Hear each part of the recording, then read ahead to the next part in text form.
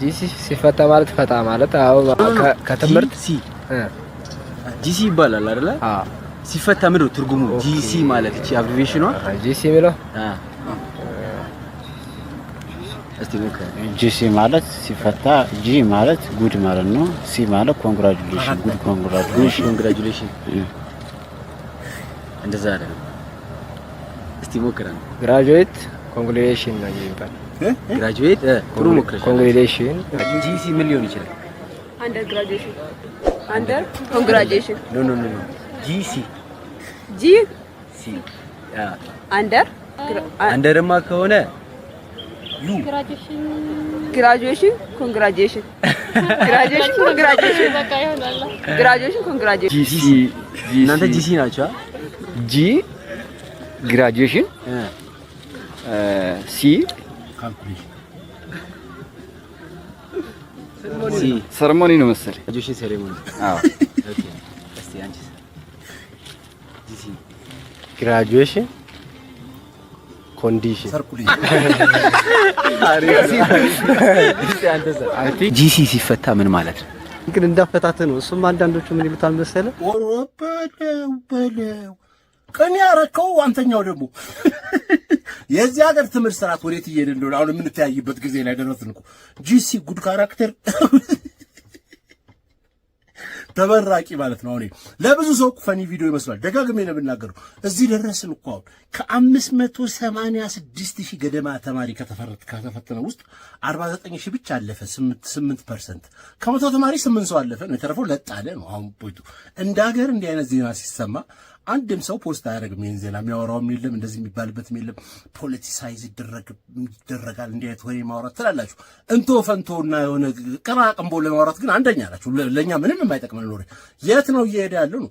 ጂሲ የማያውቅ ሰውዬ የካላንደር ግሪጎሪያን ካላንደር እናንተን የማያውቅ ሰውዬ ተመርቆ ገዋን ለብሶ መንገድ ላይ የተንጓልል ስታየውን ስራ ልቅጠር ብትል ነገ ጧት ዝም ብለህ ከዘመዶች መሃል በቁመት በምናምን አይተህ ብትቀጥር እኮ ይሻላል። ጥሩ ጸባይ ያለውን ጂሲ ጉድ ካራክተር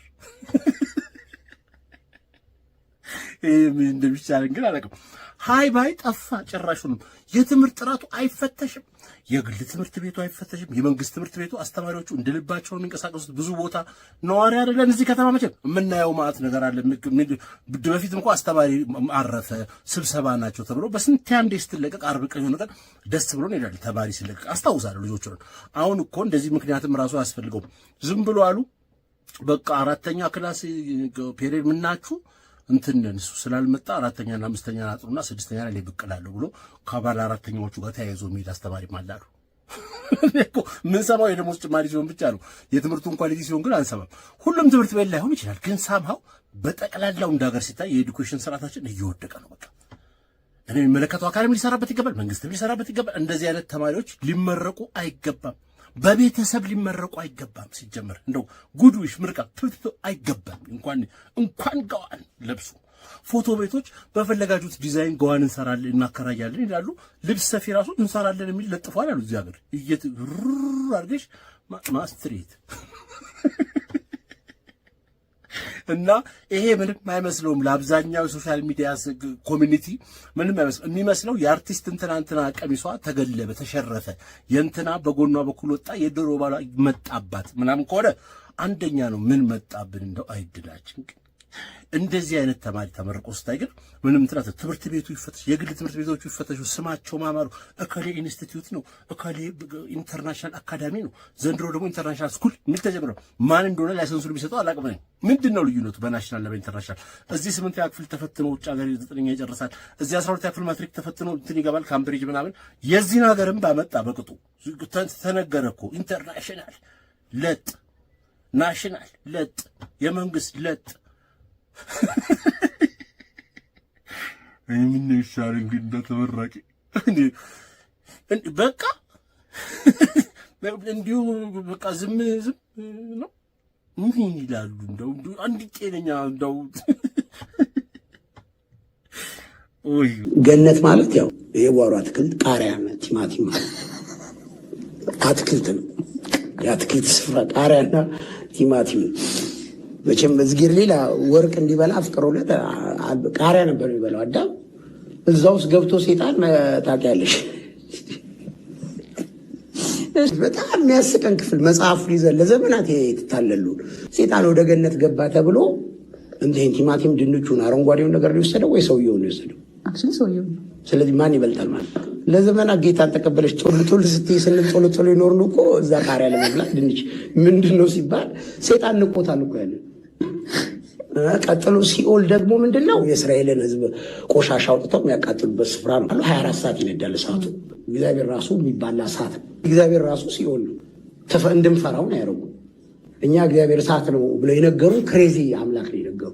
የቀወሰ እንደነሱ አይነት ዝጌር ነው የነገሩ። እዛ መጽሐፍ ውስጥ ተደብቆ ኢቨን ሳናነበው እኔ አሁን አስታውሳለሁ ውስጡ ያለውን ስቶሪ ከፍቶ ለማንበብ ሴት ልጅ ወርሃዊ ግዴታዋ ላይ ከሆነች ራሱ መንካት የማትችልበት ነገር ነበር። ብቻ የሆነ ማኒፕሌሽን አለ ያንን ለመንካት ሰው ይፈራል። እንደዛ መሆን የለበትም። ጀስት እኔ ባይብልን የምጠቀመው እንደ ማፕ ነው፣ እግዚአብሔርን እንዳገኝበት ከፍቼው ገነት ለመግባት አለን ባይዘው እኔ ሲኦልም እግዚአብሔር ካለ እዛ ሄዳለሁ፣ ችግር የለብኝም። ስለዚህ ለዝጌሩ ግን ሁለቱም አንድ ናቸው። አባት ስለሆነ ሰይጣን ሃይማኖቱ ምንድን ነው? ሁሉም ሃይማኖት የለውም፣ ግን ሁሉም ሃይማኖት ይጠሩታል። ሰይጣን አንድ ነው፣ ሶስትም ነው፣ አንድም ነው፣ ይዋለዳል አይዋለድም አይሉ። በሰይጣን ይስማማሉ። ሰባኪም የለውም ታውቃለህ፣ መጽሐፍም የለውም፣ እንዲሁ ይሰራል። ዓለም ላይ የነገሩን ሰይጣን መቅደስ የለውም፣ ቤተክርስቲያን ምን የለውም፣ እንዲሁ ይሰራል። ይሄ ሰይጣን የፈጠረው እግዚአብሔር ግን ሰባኪ አለው፣ ዘማሪዎች አሉት፣ ቸርች አለው፣ ይከፈትለታል። በየቦታው በየሜዳው ይጮሃል፣ ግን ምንም አይሰራም አይሰማም። እግዚአብሔር ተብሎ የተነገረን ሰይጣን የፈጠረው እግዚአብሔር እሱም ነው። ዝጌር እያንኳኳ እየሄድክ ካልነገርክለት ካልሰበክ መጽሐፍ አይሰራም።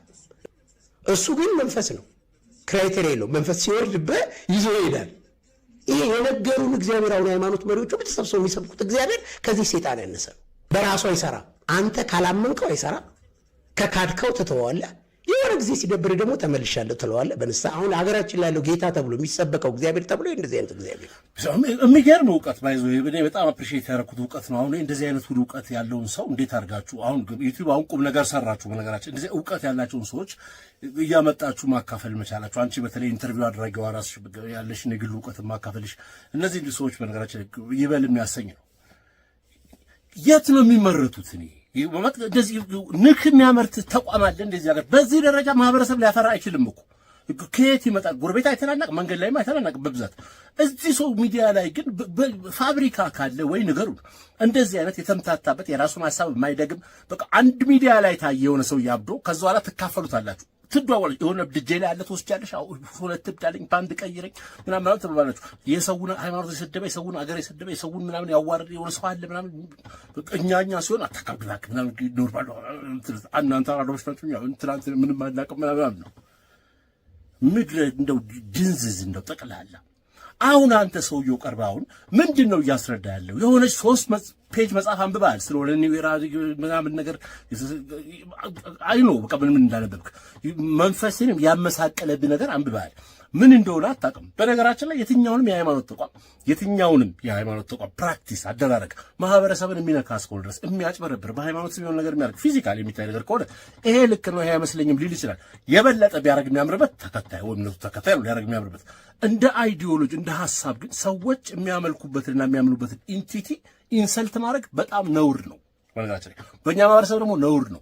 ሰው በእግዚአብሔር ያምናል። እዚህ ማህበረሰብ ውስጥ የትም ሊያምን ይችላል።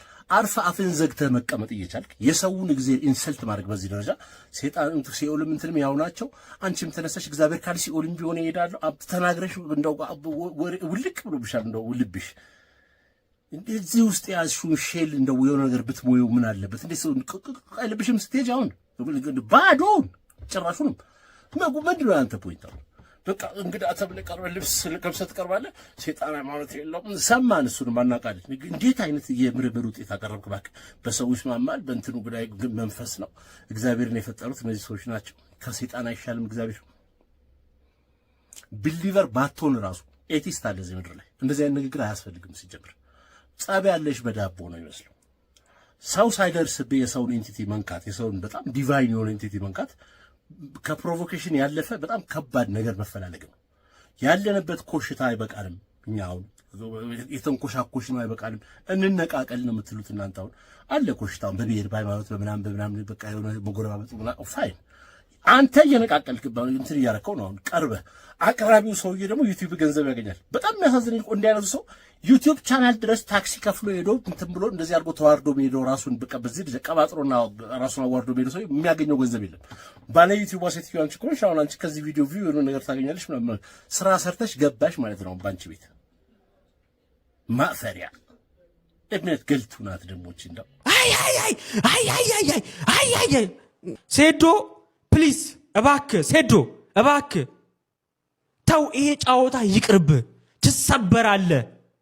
በቃ ሲሰበር ሊትራሊ ሲሰበር ነው ያየሁት። እግሩ ነው ወገቡ ነው የተሰበረው? እኔ እግሩም ወገቡም ነው የሚሰበረው። በጣም ከባድ ነው። ከዚህ በኋላ መንቀሳቀስ የማይችልበት አይነት ነገር ነው የሚሆነው። እኔ እንደሆነ ይሄ ጆኒ ለሚባለው ሰውዬ በቃ ዝም ብሎ ኢንዶሚኖችን ከሚያሯሩጥ በቃ ኢንዶሚን አንተ ኒውትሪሽን ተምሬያለሁ እያልክ አይደለ እንዴ? የሆነ ስፖርት ውስጥ ኮዋል የምግብ አመጋገብ ሳይንስ አለ አይደል? ሁሌ ተመሳሳይ ምግብ ትበላለህ እንዴ? አንዴ እኮ አጥንት ወደ መቆርጠምም ትደርሳለህ ብራዘር። ጆኒ ጂሱሱ እኔ ዝም ብዬ ሳይክ አቴንሽን ሲከር ነህ። በቃ ይሁን ሚዲያ ላይ ያሉ የቲክቶክ ብዙ ሚሊዮን ፎሎወር ያላቸው ሰዎች ነው አሳደክ ወደዚህ ወደ ሪንግ ውስጥ ገብተውልክ መወዳደር የምትፈልገው እና በቃ ይቅርብ። አቴንሽን ሲከርነቱ ራሱ ይቅርብ። በቃ እና አያዋለሁ እንዲህ የአዲስ አበባ ልጆች ምናምን እንደዚህ አይነት ነገር ይላል። በቃ እኛም ይኸው ከክፍለ ሀገር መጣን። አዲስ አበባ የሁሉም ነች። አዲስ አበባ አልተከለለችም። የሆነ ነገር አልሆነችም። አዲስ አበባ የሰው ሁሉ ነችና የሆነ ነገር የአዲስ አበባ ልጆች የአዳማ ልጆች የእንትን ልጆች እንደዚህ እኛ አሁን ኢትዮጵያውያንን ሁሉንም በሁሉም አቅጣጫ ያለውን እንወዳለን። ስለዚህ ይሄንን አቴንሽን ሲከርነትክን በዚሁ አቁም። ሴዶ ፕሊዝ ይሄንን ቃሌን ነቢይ ኤልያስ ብላክ ኤልያጂያ ይሄንን ትንቢት ያስተላልፍልሃል። ቢቴኬር ወደ ኬጅ ውስጥ እንዳትገባ፣ ለውድድር ጭራሽ እንዳይገባ። አዎ በቃ ሴዶ አሁን እኮ እንደውም ታይላንድ ሄዶ እኮ እየሰለጠነ ነው ያለው እኮ። የትም ማርስም ሄዶ ቢሰለጥን ከዚህ ውጪ በቃ እንዴት አይሆንም። ጆኒን አያሸንፈውም። አዎ በቃ ይሰበራል። አሁን ቢያሸንፈው ተሰብሮ ነው የሚያሸንፈው። ይጎዳበታል ነው ከዛ በኋላ። እኔ ያየሁት አሁን ማሸነፍ ሁ ዊንስ አይደለም ሲሰበር ነው ያየሁት። ሴዶ ሲሰበር። አዎ ስለዚህ በጤና ብትቀመጥ ይሻልሃል። በጤና ለእናቱ እናቴን እያለ ነበር። እናቴ መክራኛለች። አዎ ባይሆን እንቁላል መቀቀል እንዲህ ቢሆንለት ውድድሩ 100 እንቁላል መቀቀል መብላት እንኳን አይመስለኝም። ካሜራው ሲቆም እንትኑ የሚቆም ይመስለኛል መብላቱ ማሽኑ። አዎ አይ መብላቱ ግን ሰውነቱም ያስመሰግናል እኮ የበላ ይመስላል። አዎ አይ እንዴ ሰውነት በጭንቀትም እኮ ይወፍራል። አይ ይሄ ራሱ እኮ ያወፍራል። እንዴ አንጀት ይለወዛል። አዎ መጥፎ ነው። እንትኗ ጭንቀትም አየር ትስባለህ። አዎ ብዙ አይ ምንድን ነው ግን አይ እኔ ምን አላቅም። ድብድብ ይሆናል የድብድብ ድምፅ። አይ እንደዛ ሊሆን ይችላል ብዬ አስባለሁ። ይሁንሽ። ንቃተ ህሊናም ባለፈውን በእርግጥ ተሸነፈ። አሁን ደግሞ ኮላውት እያደረገ ነው። አይ ቲንክ 500 ሺህ ብርና ከ200 ሺህ በላይ ፎሎወር ያለው ሰው ይቅጠመኝ ምናምን የሚል ምን 500 ሺህ ብርና ከ200 ሺህ ፎሎወር በላይ ያለው ሰው ነው እኔ ሊገጥመኝ የሚችለው ነው የሚለው። ኢንዶሚ ያልከው እሱን ነው አንዱ መሰለኝ። አዎ አይ አሁን ኢንተርናሽናል አሁን ዩኤፍሲ አለ አይደል? እንደዚህ አይደለም። አሁን ሰው ብቃት ያለው ይሄ አርት ነው። ገብቶ ሜዳ ውስጥ ኬጅ ውስጥ መወዳደር የሚችል ብቃት ያለው ሰው ነው ገብቶ ኬጅ ውስጥ የሚወዳደረው እንጂ በፎሎወር ብዛት እንግዲህ ኢትዮጵያ ውስጥ እንደዛ ነው እንትናቸው ዲላቸው በፎሎወር ነው ጌች የሚያስገቡት። እንደዛ ነው ነው የሚለው። አም ሶሪ በጣም ከሆነ ሐዋርያው ዳንኤል ለንደን ፋኖች በሚባሉ በቁጥጥር ስር ዋለ የሚል ዜናዎች ተሰራጭተዋል። በደንብ አንዱ ተመልክተዋል። እሱን በጣም ልቤን ያዘ ነው በእውነት። ሰው በሚያምንበት ጉዳይ በዚህ ልክ ሊመታ በዚህ ልክ ሊገፋ አያስፈልግም እንዴ። ለሐዋርያው ዳንኤል እኮ ለነገስታት እንድጸልይ እኮ ፍቃድ የሰጠው እኮ መጽሐፍ ቅዱስ እኮ ነው። እኔ ባይዘው አንድ ገል ልንገርህ፣ የኢትዮጵያ ፕራይም ሚኒስቴር አመራሮች በአብዛኛዎቹ ፕሮቴስታንት እምነት ተከታዮች ስለሆኑ አይደለም እኔ የምጸልየው ባይዘው ለዚህ መንግስት እግዚአብሔር ለነገስታት ተገዙ ስለሚለኝ ነው የምጸልየው።